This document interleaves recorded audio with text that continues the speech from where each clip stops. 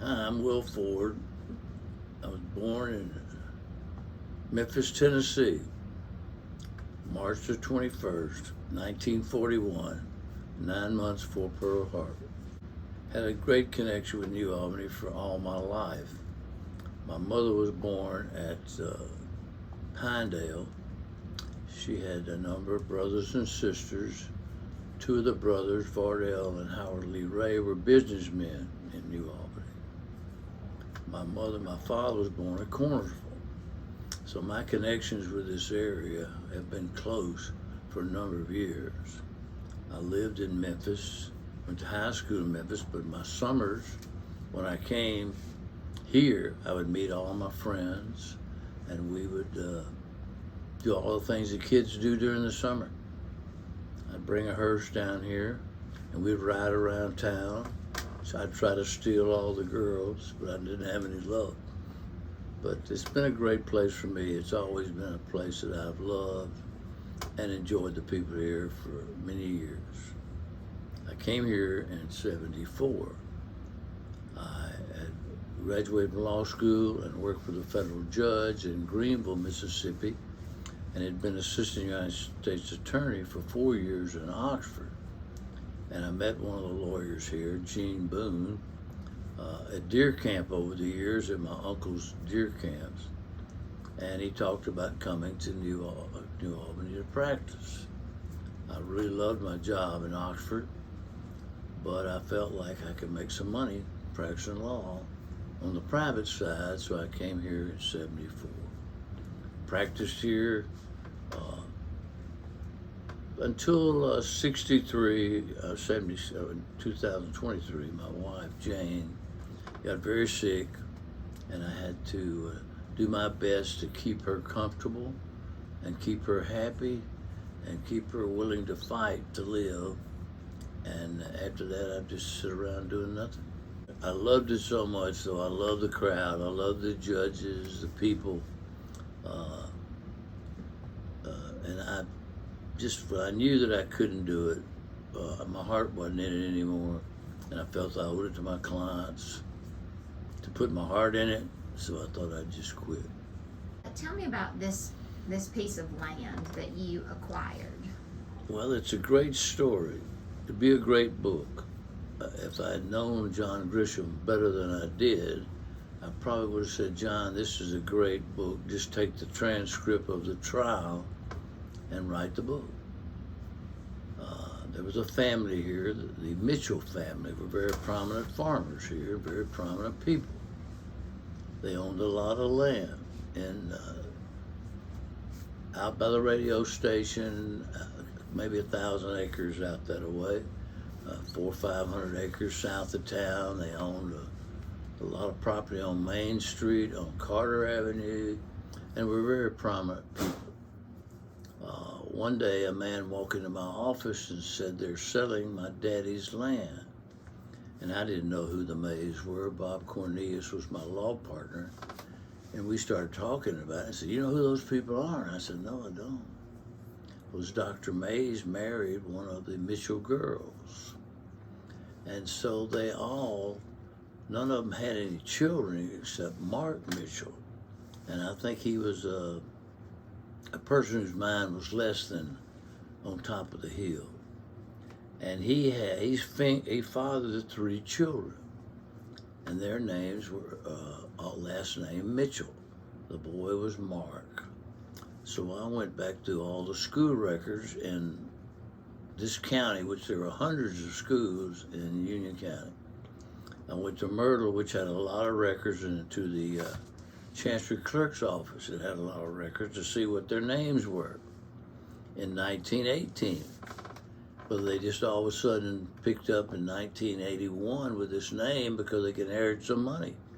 But their names were always Mitchell, Mark Mitchell. And this trial went on for about 6 weeks. Had a lot of people interested because it was old New Albany. We were talking about all the things that happened here in the early 20s, the late 1917, all the way through 1923. So that trial was whether or not these children were the illegitimate children of Mark Mitchell. Because if they were entitled to half of the property. Because Mark Mitchell was the only person with children. His sisters had no children. So it all came between the state of Mrs. Mitchell and her sister. I've forgotten what her name was, but it was a big case, took a lot of interest, people coming out of the woodwork, a lot of people didn't want to get involved, they didn't want to talk about illegitimacy or that type of thing, so we thought maybe we could prove a marriage, and he always used that, but the judge did not grant us a marriage. But Mississippi had a statute then, it says an illegitimate cannot inherit from their father unless there's a will. So we attacked that as being unconstitutional. It was appealed to the Mississippi Supreme Court, and the Supreme Court sent it back to the Chancery clerk and kind of told him that we were going to win. So then we ended up settling. I ended up with part of my fee was, but most of the property on Carter, a farm south of town, and some money. And my clients, they had a large farm which has been sold, and they lived in Birmingham, and that's where they live. They don't live there now. Mr. Mitchell, young Mitchell's dead because he was born in 1918. And tagged to this thing, that one of the other things was his mother, Gussie Wright, was killed by the police in Birmingham. Mark was like Tom Sawyer. The police came over to the house and he had a rifle and they asked him to put it down. He wouldn't put it down, but Mrs. Gussie walked out the front door, and when they opened the door, the police turned, fired, and killed her. She had no weapon of any kind. So she was not much of the testimony or anything about the story, except that Mark Mitchell went to Ole Miss, and she was about 14, he was about 21, and I think they were sharecroppers, and he took an interest in her, and a lot of people testified, very prominent citizens here, that they would see Mark Mitchell with Gussie Wright all over town, and Mr. Mitchell, that owned all the land, his house is where the library is. If you go there now, you see a giant white oak tree out there.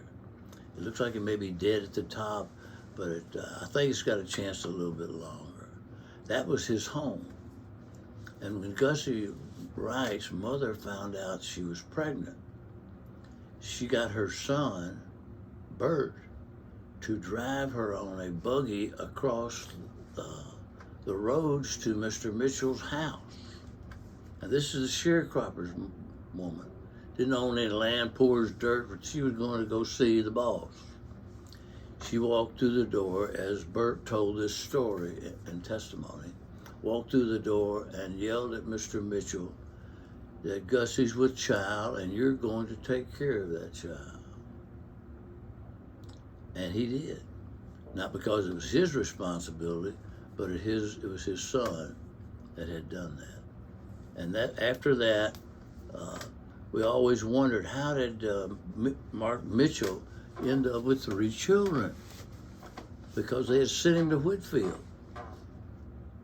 So we found out that one of the Mitchell family ran Whitfield.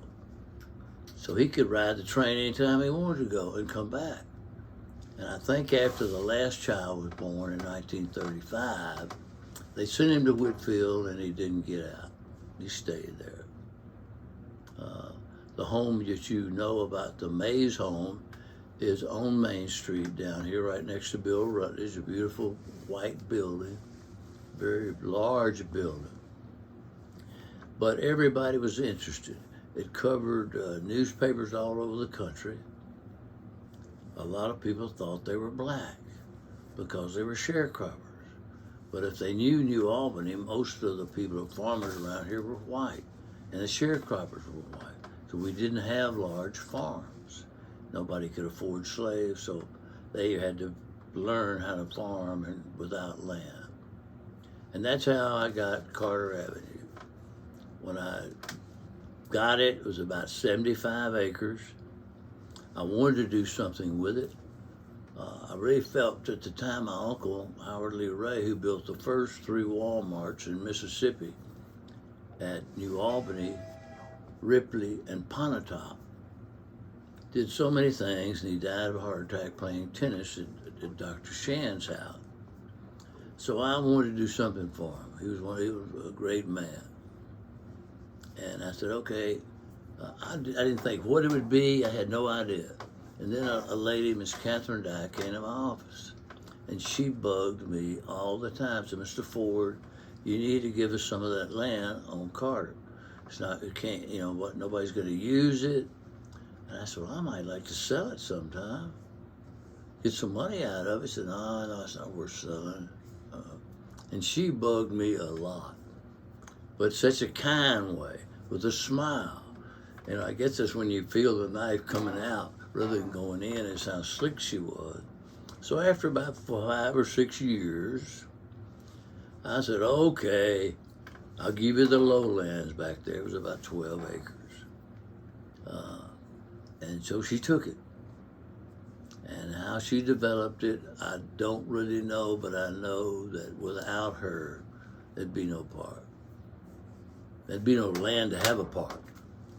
I don't know if it was, I think the people that have been great. We're talking about millions of dollars that's going to be invested in this property, and I intend to give the city more land.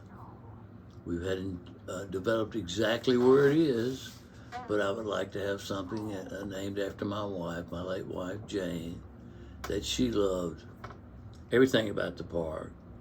She loved animals, so we're all talking about dog pounds. Anywhere I can use my power of the gift. I'm not getting any money for it. The only thing I require it to be is to be used at a park. And if it ever stops being that way, then my sons or whoever they are will have it. She started doing it, and then they had a big opening. They had simple things there. They built a bridge, they cleaned it up, and Ronnie Medlin gave some land on the other side, Dr. Medlin. That's been fixed up. I don't think that the tennis courts are on that property. I think the Stevens gave that. But Ronnie gave a lot of land starting from the bridge. It's interesting. The people that own these old tracks, they own to the center of the river. A lot of them go to the bank. So I also owned a track about 2 acres from the bridge to the other bridge. And they came to me. Of course, Betsy she's smart. She asked me one time, well, let me talk about getting this creek straightened out. I said, okay. She said, also, what about that 2 acres you got to cross over there so we can get to water and get a canoeing thing? I said, I thought we were here to talk about straightening the bank of the river. So we talked a while, and I gave them the 2 acres.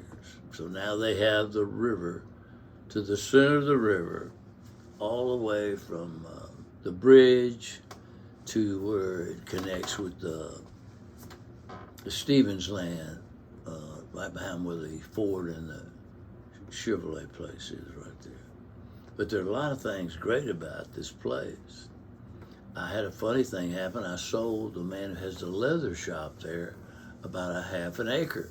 But there was a giant cypress in there, probably 500 years old. I kept that tree. I wrote it out. I put about 50 square feet, so that tree would be with, if I wanted the park to have it, or somebody to protect it, they've got a giant cypress there. And also there's one we think maybe be a state record of a Catawba tree. I'm not sure about that because Coffeyville's got some pretty big ones. Some Water Valley, not Coffeyville, but it is a big tree. There's lots of trees over there, a lot of trees that have been in the water for 100 years. They don't stay in the water. If they did, they would die, but they will be flooded at times. but it always got off. Unfortunately, we got Camp Creek. Camp Creek drains this town, but it also goes right through the center of town. And we've tried to do things with it. I don't know if there's really an answer to solving it, because my office, it's across from the Regions Bank, and Camp Creek visits me every once in a while. But I don't have any buildings or any storage under my buildings. And hopefully that'll be resolved. That will help the park. It will help the jockey yard right there where the library is. And I don't know if it's going to have anything to do with the problem we have on Bankhead. We had an interesting student about that a long time ago. It flooded Mr. Barkley's cycle shop, and we had a big suit with the city about how it got flooded. It was a 5-gallon can that got into the drain, and we had a jury case. And probably one of the reasons that I have fewer friends in this town than I should have is I've taken on some pretty controversial things against the city and other people. But the park has really gotten me interested. It's gotten me fired up. There's been so many things that they have done. It's mystified me, that they could come up with $1 million grant. The sole collateral is the land. And the land cost them nothing. So I think they're going to be able to do great things. We talked with the architect day before yesterday, Rotary, last Friday, about things out there that they're going to have to do to meet the handicap rules. And I told them I'm probably going to give you a lot of land on Carter. You may just drive there. There's a big spot across from the sheriff's office. It's about 8 feet higher than anything on that street. And I think it's where the Alabama Indians were.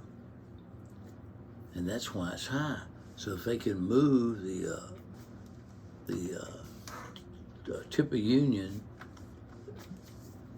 office there, they won't have to worry about handicap access. They just won't drive in the street. So that may be something, and maybe something they don't do. But part of the land is going to be used, or will have to be used, as a monument or memory of Jane.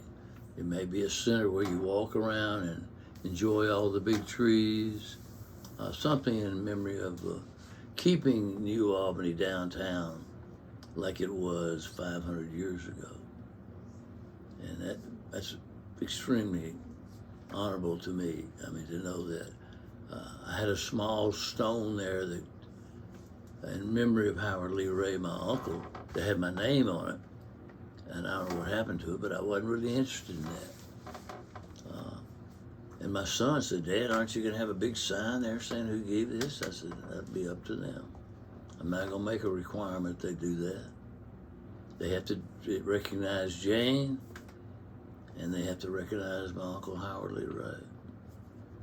Other than that, they're free to do what they please."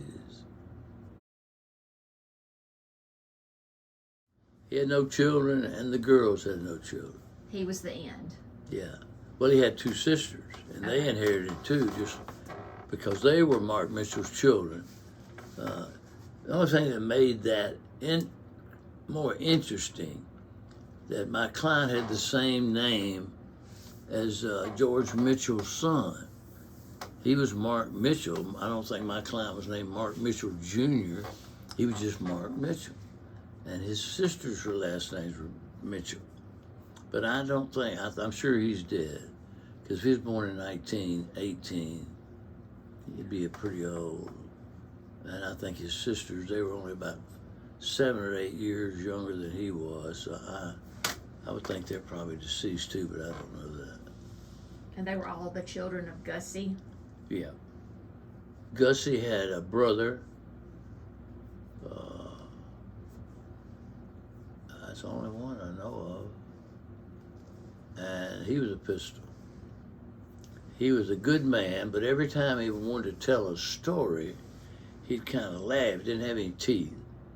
He'd go, and I'd say, Mr. Wright. And of course, our judge was named Wright, but he was a fit and proper man from Aberdeen. You know, he wasn't a sharecropper, but he liked these people. He liked them because they were hard workers, they were common, and they had a tough life. But every time that I'd get this young man to tell us something, I'd have to get something about how they made contact. He said he'd walk around town with Mark and Gussie, and that's Mr. John Davis, who's a very prominent man who's deceased here, gave us a lot of valuable testimony about where they were, and then we went through all of the connections about the Mays' property. The Mays had the hospital, but he married Mark Mitchell's sister. Ethel Montgomery was her sister, so there were two heirs. The Montgomerys got half, and the Mark Mitchell's family got half, because the Montgomerys, that was his sister. She gets that anyway. It doesn't lapse. And all the stories that came up, and they tried to make Mark look real bad because his mother got killed by the police. They made up a story. The lady that testified, we took her deposition at a nursing home in Tennessee. And she talked really nice things when the other side asked her all those questions. And then when she got through talking with them, she put a cover over the bed. And I said, Miss Baker, I've got a few questions I'd like to ask you too. Well, I'm not answering anymore. She wouldn't answer any more questions. She thought all I should do was tell her story, and that was it. So as a result, the judge excluded everything she said, but she did testify one time that he was kind of like Tom Sawyer. Tom Sawyer was a man a boy who had all these dreams that you read about with Mark Twain, and said Mark one time went to school with smallpox. How they know that, who knows? She was talking about something happened 75 years before that, and that Mark gave people smallpox. And I said, would you get it? No. Did anything happen to him? No. Did anything happen to his sisters? No. And, well, how do you know he got smallpox? He said, well, that's what everybody said. And I said, who is everybody? And Eddie didn't have a name. But those things like that, we'd meet things, we would go through the records. I was mystified at all these schools. I'd look where my mother and my dad went to school, and there would be my mother in 1917 going to Salem School, which is across from Salem Methodist Church at Etta. All little schools everywhere, because they had to be probably no more than a mile, because nobody had a car. You had to walk. And if you had a river, then they'd have a school on one side of the river and a school on the other side of the river. And there are 5 counties in Mississippi that have divided courthouses because you got a river. They couldn't cross it to vote. They couldn't cross it to pay their taxes. Therefore, Yadabusha County has Water Valley and Coffeyville. They have their own chancery clerks, their own circuit clerks. And the Tallahatchie County is a big county. They have 2 county seats. So there's a lot of things you learn just by going in and looking. But if anybody ever wants to know anything about the school system in New Albany before 1870, it's going to be in Pontotoc or Lafayette. Pontotoc or Ripley. But after that, it's going to be at Myrtle Schoolhouse or at the courthouse. You can find out about your great-grandmother, great-grandfather, their brothers, sisters. It's truly interesting. So when you were looking through the school records, what were you looking for? I was looking for Mark Mitchell and what his name was. Okay. He might have been The son Josie or the Well. father? No, he was well documented. The father. He grew was. up here, went to Ole Miss, graduated, but I think he was kind of a rogue. I'm not saying he was a thief. I think he went his own way, and his folks weren't happy with him. And evidently he must have had some mental impairments because he died at Whitfield. But the interest was going and see what name did my client use, or what did his parents use when he started school. And he started school in 1923 as Mark Mitchell. So he was always. And he his always had the sisters, name. his sisters were Mitchells, even though their family was Wright, W-R-I-G-H-T. They never, now their mother took Gussie Wright because, They never married. yeah, we were hoping we could prove it. We could make a common law marriage. Common law marriage ended in Mississippi in the early 50s. So you could have a common law marriage and not go through a service or have a marriage license. But we wanted to win as best we could. And the marriage was a solid one. If you proved that, you didn't have to worry about the illegitimacy. So it was a touch and go for a while. So was there ever was that at a time when DNA testing was a thing? Interesting you ask. Paternity suits changed. A long time ago, you were entitled to a jury trial, and all they had was blood testing. So you could deny it all the time and say, well, the blood shows that it'd be the same blood type, but they can't put it with him because the DNA went further. They broke it down to millions and billions of parts and it even got better and better. They could divide up. But in the old days, if a woman was pregnant and she did not have a husband, or somebody stepping forward saying, it's mine, and they might step forward and they aren't. But the man could deny it. The blood test could say it's conceivable. It's not absolute that he could be the father. He could deny it, bring people up there and say, I've been with her too. But then Mississippi started getting smart. Said, okay, if you deny it, we're going to give you a blood test. If you say you did it, we're going to give you a blood test. And if their blood is totally inconsistent with the baby's child, they couldn't be the father. They can exclude, but they can't include. So they did that, and now DNA we didn't have it then. That was a couple of years before DNA. But that would have been the answer. That would have been the end of it. So this case changed the law for On illegitimate children. Yeah. Well, they didn't change the law. They had to make a new law. Okay. The old one was unconstitutional. And Mississippi is not easy to strike down laws made by the legislature as unconstitutional. We're a very conservative state in more ways than one. But they're not, I was afraid that we were going to have trouble getting the Supreme Court declared unconstitutional. But there were some nice judges on there that took the idea, I'm going to help these people. It's not their fault that their mother and daddy aren't married, because a woman, if she's a billionaire, she could leave it, because they say the mother always knows who the child is, but they may not. Sometimes they get switched. It's crazy. So Mark Mitchell, the child, how old was he when he came to you? He was born in 1918. So that was 80. He was 63, 62.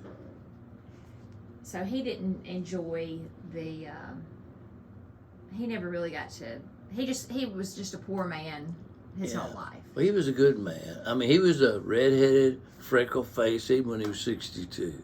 He looked just like what you'd think Tom Sawyer would look like, or Huckleberry Finn. I think he enjoyed, his sisters were very nice, polite people. They rose above their environment, and they did a good job of, because they raked him over the coals. How could you be the daughter of this man when he was in parchment? I mean, they didn't know who the father was. They just know who said the father. Mark Mitchell, I don't think he ever met his father. I don't think the children were a part. Of course, he went to Parchment. I mean, he went to the Whitfield in the 20s, so there wasn't much contact with the family after that. So did you have to go get the records at Whitfield too to see when he came in and out? Well, we got that through the family. Here is contradiction. A lot of their family came from the Delta, very prominent Delta names, the landowners, and they came every day.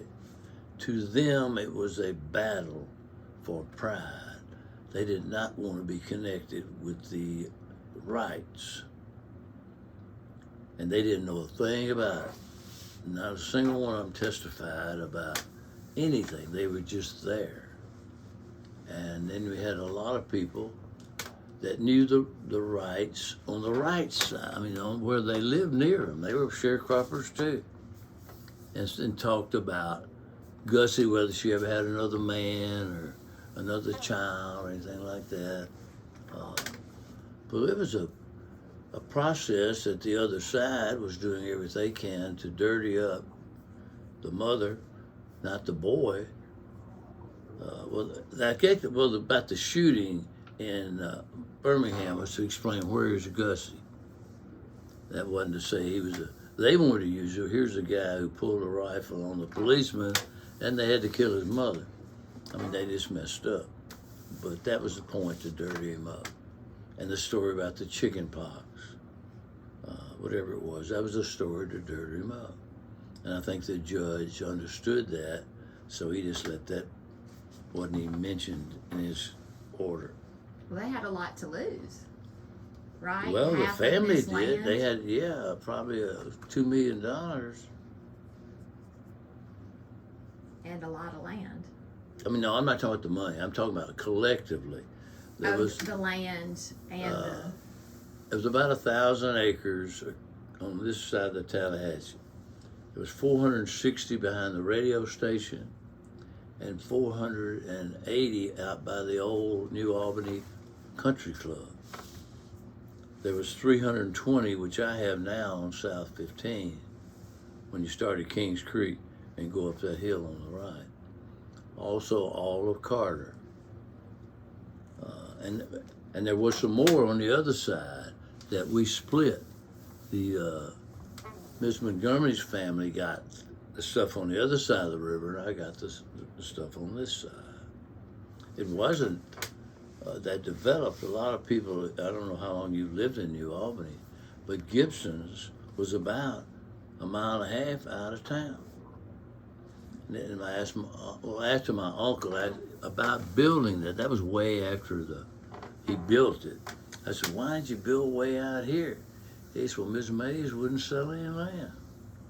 She owned it all. Owned Carter, owned Maine, and you had to go out there. That's as far. She didn't own any land out there that far out. So otherwise, New Albany may have been developed sooner. My uncle's had the tractor place here on the corner, right there, for many years where the bridge is, for 30, 40 years. But I don't know how they got that. Mrs. Mays sold some land, but not very much. after Mark Mitchell, the son, and his two sisters died, what happened to the land that the two sisters owned? Do they still? They have children. Sold all. Okay, their children sold it. Okay. I don't think they had any children. Oh, okay. I don't remember them talking about children. Of course, they weren't heirs at the time. Their mother and their uncle would get everything, and that's the way it was settled. We divided it all up. The cash was easy to divide up, just 50-50. And then the land, I think we took land we thought that was more valuable. And I really wanted that property on 15 anyway. It was very historical. It's close to where the Indian Ishtahodapa lived when he was king of the Chickasaws, not chief, but king of over 20 million acres in North Mississippi, Western Tennessee, and Northwest Alabama. And then after he gave the land, they shipped him to Oklahoma. Gave him a little wedding present. Kicked him out. Yes, he did. That's right. So what happens now, in a case like this? What's the law now? Law on what? If a person comes up and claims that they're the illegitimate child of so and so, what's the law now? Well, the law is that if a person claims, they have to file a claim. It could be probated against the estate, or it could be just a paternity suit. And then the hearing is conducted. Of course, now you got DNA. If you can get DNA, it's not like O.J. Simpson. It's death. And you lose, unless you say that ain't me. Yeah. But there was a case of a doctor in Mississippi that had a pocket in his arm of blood that wasn't his. And when they took the test, it said he wasn't the father. And the lady said, he's got to be. I haven't, it's logical. People say, well, I haven't been with anybody. And she said, I'm part of you. I've never had sex with another man. It's impossible. How did he pass it? So one of the people who took blood, a phlebotomist or something, said, well, we've got a way. We switched the arms, or we switched the time, because he had to make the insertion. He was a doctor, where they could shoot the blood and get the Oh my God. And he did. It went to court 2 or 3 times. They finally caught him, and he didn't. Well, he ran out of blood. First, the blood was too cold to be in his body. It ought to be 98.6, and this stuff was like 87 point something. But he did it. He thought he had beat everybody. But DNA has been a great thing. It's been a great thing. There's no jury trials anymore in that, which is a disservice to everybody. And there are women that make those claims, and there are some men that say, that's my son.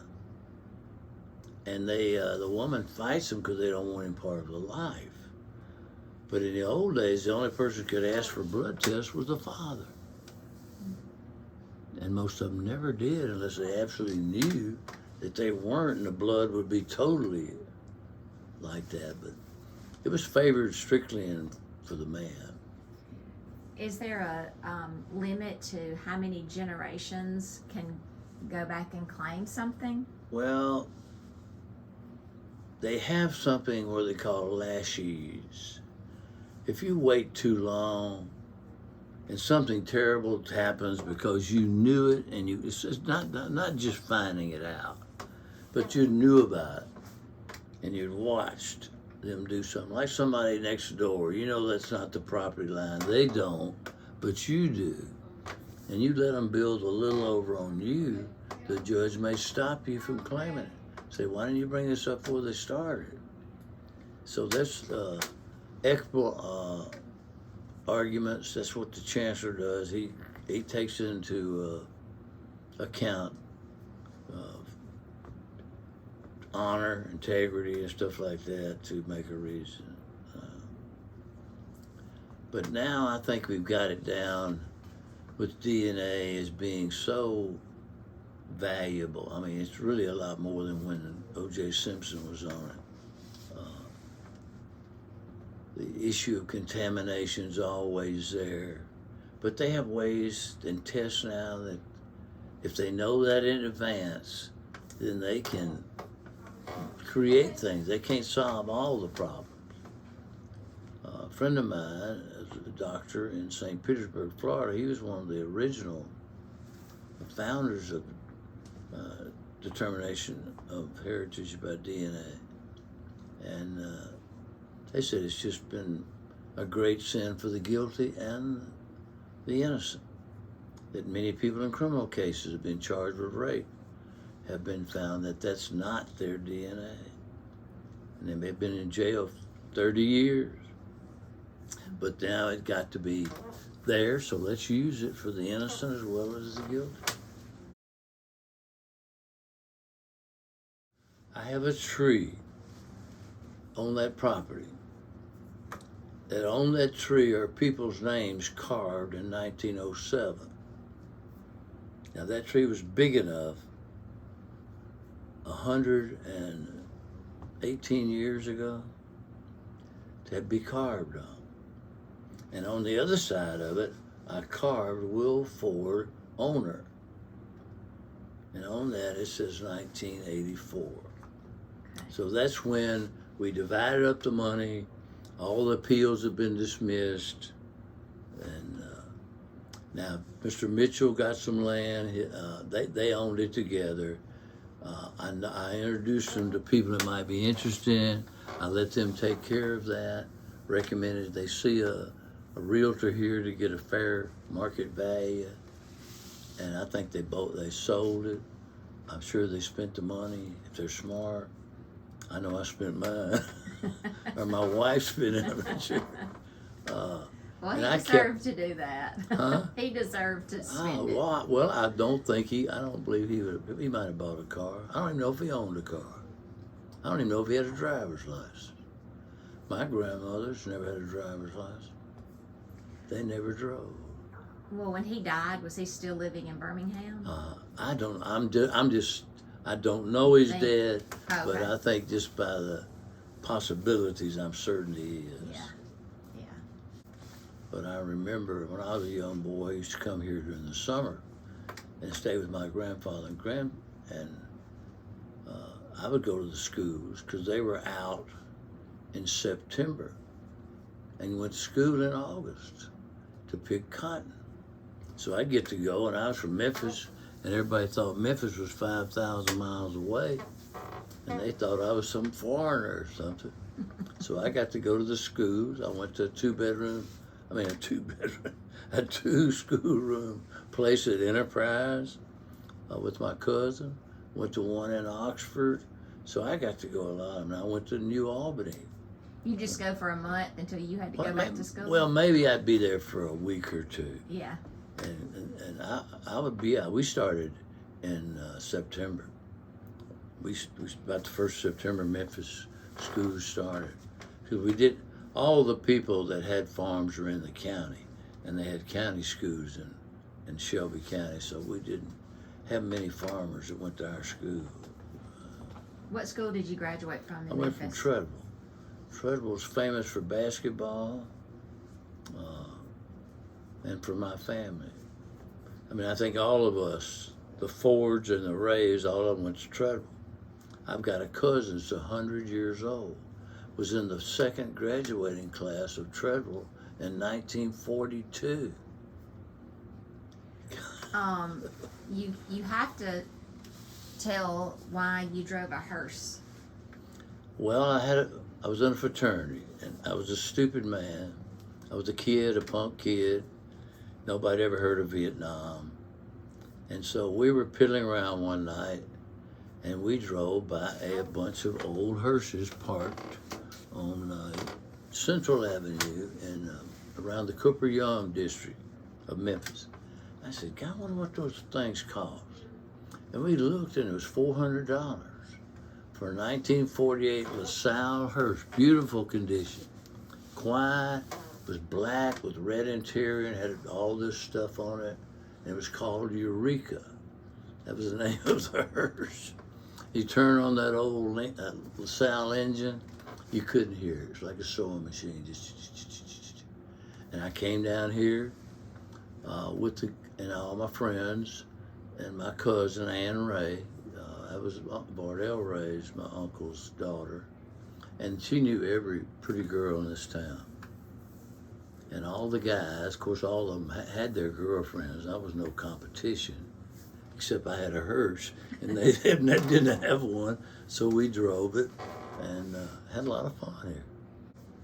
I was a total failure in college early.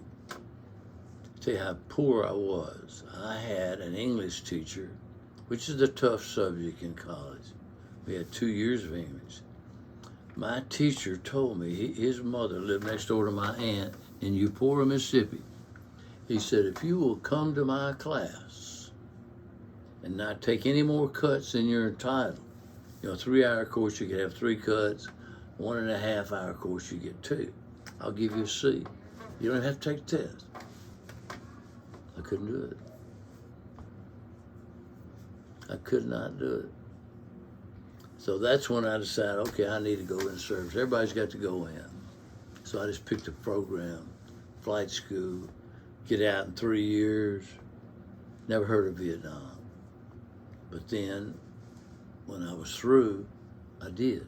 Heard a lot about it. And so that was the reason for the hearse. Hearse didn't put me in a service.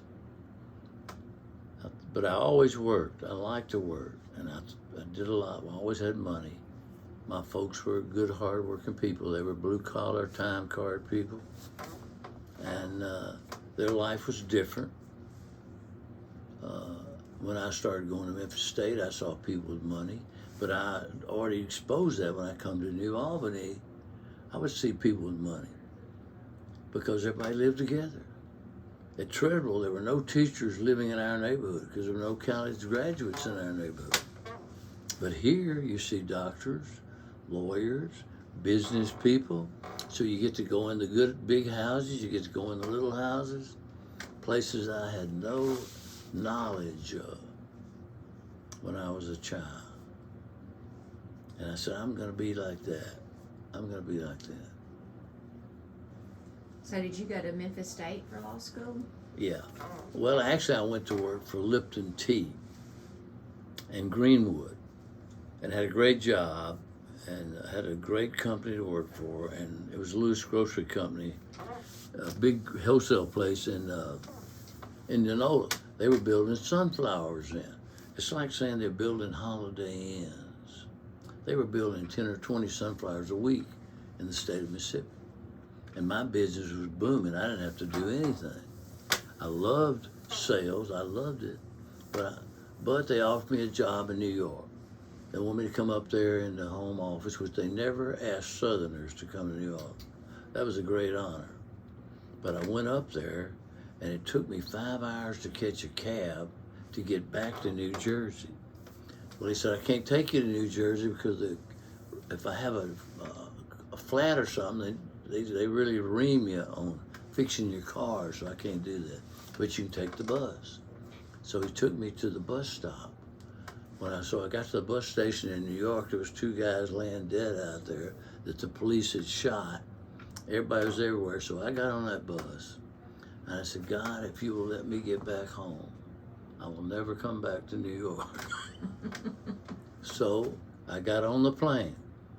And on the plane, sitting in the first row, was Wallace E. Johnson, who was the president of Holiday Inns. I knew him. I never met him. He didn't know me from Hill Beans. But he introduced himself to me. I said, I know you, Mr. Johnson. He asked me, what are you doing here? I said, I'm looking at a job. He said, are you going to take it? I said, no, sir, I'm not.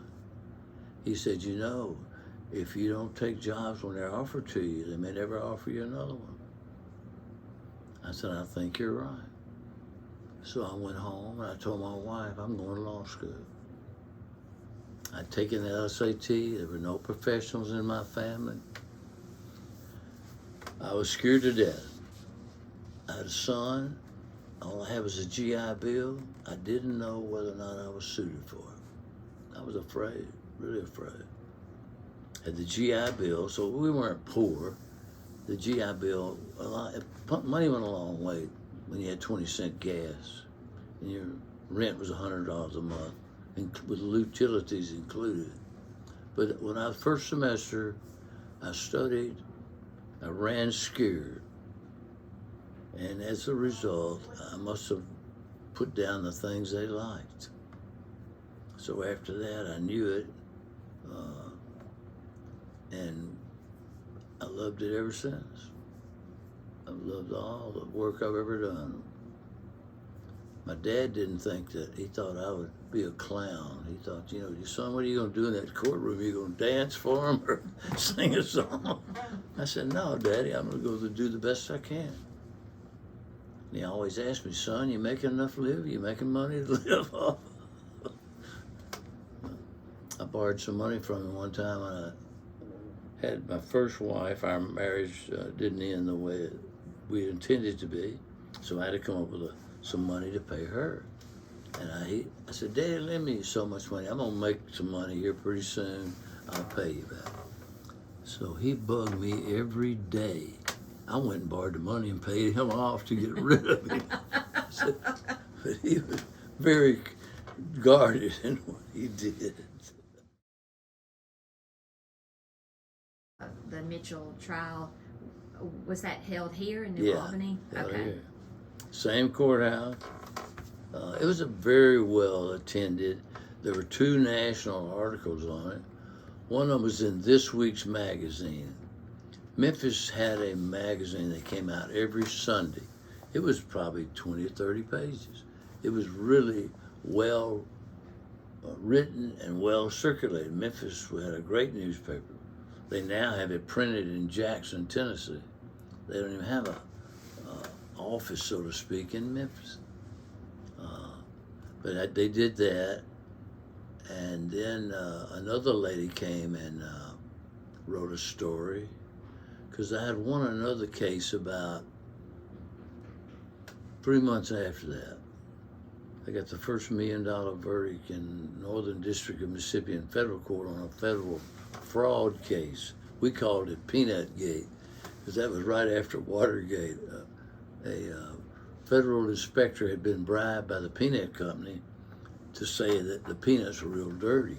So at $800 a ton, every 2,000 pounds of dirt he could find, it picked up $800.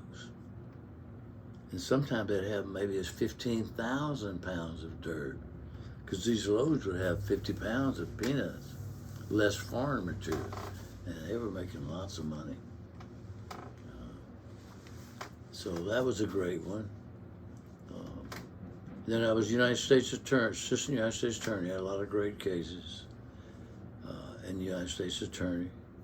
I chased the Indians around in Wounded Knee, South Dakota. Prosecuted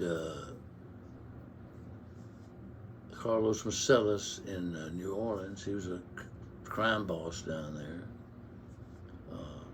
Represented a lady that's horse got struck by lightning, and we collected on it in Oklahoma. And so how in the world can you get that? He said, we had a contract keeping our horse inside, and they let it out because they wanted to rent space for more people. So, I looked at it and said, I know where we're going to win this damn case. Lightning. Well, he's not supposed to be outside. So that went that away. And at the Tennessee Tongue-Bibby Waterway, the nuclear plant had a giant pornographic case in Memphis. And had another big tax case in Memphis when the government came me back to hire me to do it for them. And then I had one in Massachusetts. It was a civil rights case. Because they didn't have any up there. They never had any. You know, I guess they got along.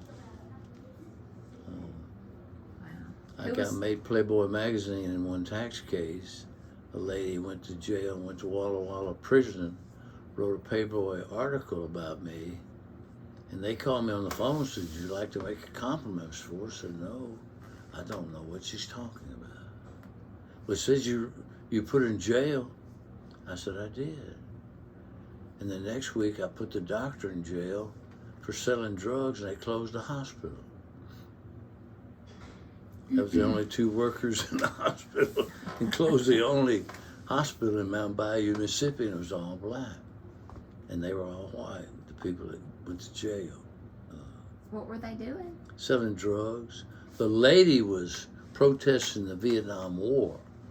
She would declare independence like the NAACP, a push, all these things as children. It was one of those cases that wasn't much to the case, but you couldn't let people do that. And that's why we made that case. I said, this is a bad case. But she got up there and she was planning on speaking while she had notes out the yin yang. I mean, really. And so she didn't have a lawyer. She didn't want a lawyer. And the judge, you don't want to be a case where there's no lawyer, because they give them every chance in the world. And so she got up there, and the judge said, "Well, Miss Tranquility, do you want to say anything?" "Well, I've got lots of things to say." So she started reading, and I just sat back and let her read. And after about 20 minutes, she ran out of gas. So I just can't go on anymore.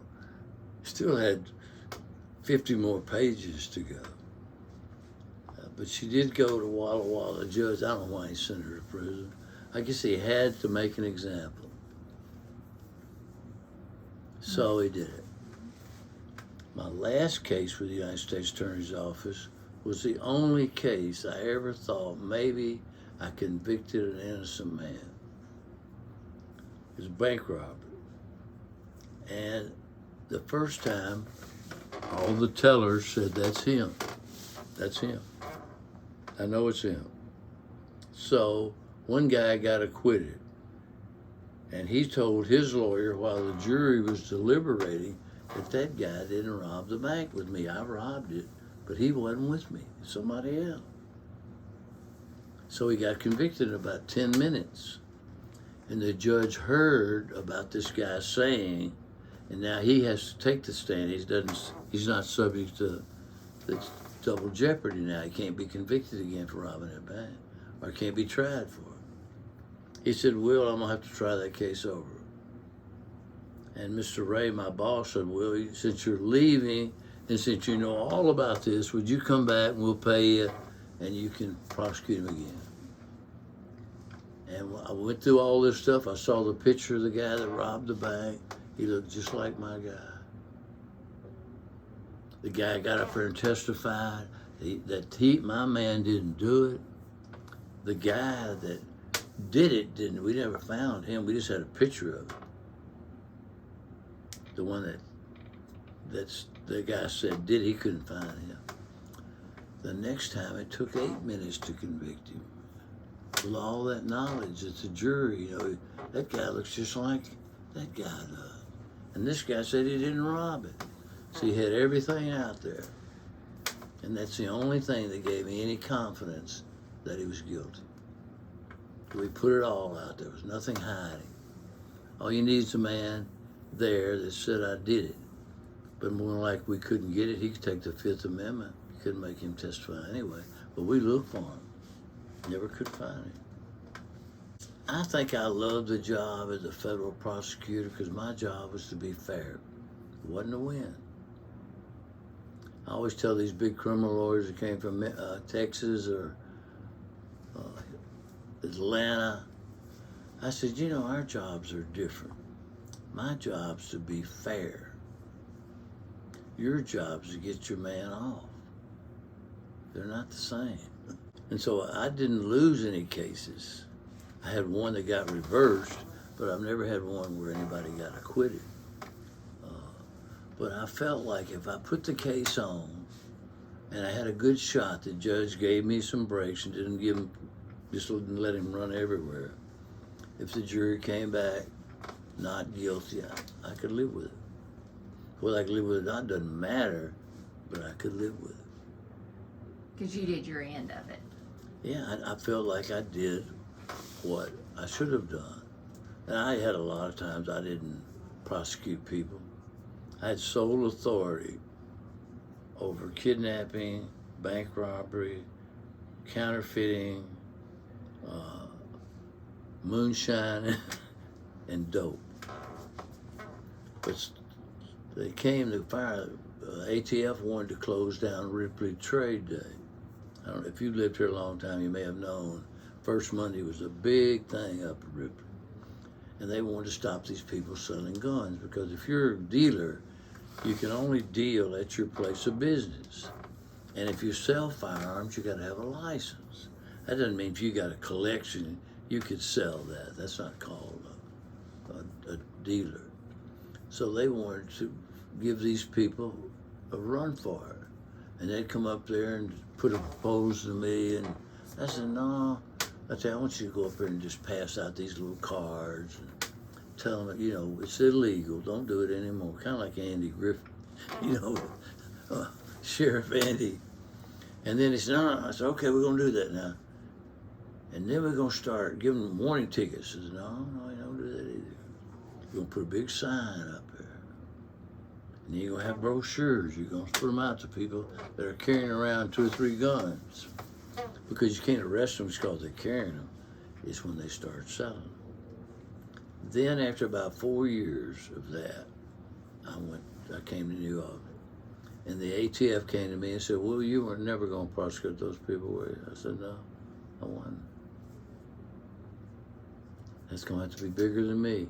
I'm not going to do it. And of course, Ripley Trade, they don't sell guns up there anymore. But I've been lucky. I've been entrusted with a lot of great things. One day, Judge Katie and I went to see Senator Jim Eastland at his house in Woodville, Mississippi, to meet the Attorney General of the United States, John Mitchell. We went there, and we went down where his bar was, and I was the only boy in that room. And Senator Eastland said, boy, fix me a drink. And I stood up to fix him a drink. He said, no, you boy. He pointed at the Attorney General of the United States, says, fix me a drink. And the judge said, that's power, that's power. But I thought I was the only boy in that room, so I felt pretty big. He said, no, not you. But I've enjoyed my life as a lawyer. I've enjoyed it because I feel like I've done the best I can. It may not be the best thing, but I promised my clients, I said, I'm not going to promise I'm going to win. I'll promise you I'll do the best I can, and most of the time that's good enough. I did have a great story. I represented a young lady who had a very horrible divorce. Her father was a Baptist preacher, and it was in Pontotoc. After it was over with, of course, we did win. The preacher walked up to me and said, Mr. Ford, I believe you could get the devil into heaven. So that's the biggest compliment anybody's ever played to me. But as far as the park, I am willing to make a lot of commitments. My sons think I'm crazy because they probably don't need the money either. But I think it's going to be great for New Albany. The fact that little acreage they got now, that's where the money's being spent, is on the east side of the park. We put some things over there in other part, but they haven't put big money. I think the Stevens, I'm not sure who provided the land for the tennis court. That was a great thing. That was the first great thing I think New Albany has done for the people, where it really got big. but I'm grateful that I had a chance to do it. I wished I were. I think my birthday was Saturday, and I told everybody that I appreciated everybody sending me cards, and I will do my best to make it next year.